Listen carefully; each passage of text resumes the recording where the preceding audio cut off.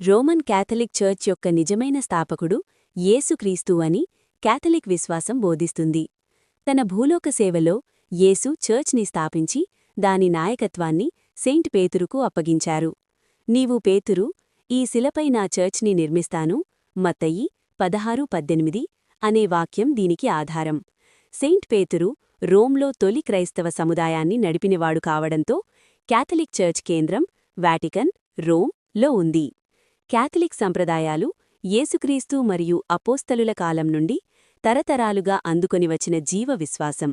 ఇందులో పవిత్ర బైబిల్ మరియు అపోస్తలిక సంప్రదాయం, 7 సంస్కారాలు, ప్రత్యేకంగా పవిత్ర యూకరిస్తు, పవిత్ర మిస్సా ప్రధాన ఆరాధనగా ఉండటం, పోప్ మరియు బిషపుల ద్వారా కొనసాగుతున్న అపోస్తలిక వారసత్వం, మరియమ్మ తల్లి మరియు సంతుల పట్ల భక్తి, అలాగే అడ్వెంట్, క్రిస్మస్, లెంట్, ఈస్టర్ వంటి లితుర్జికల్ కాలాల ఆచరణ ఉన్నాయి.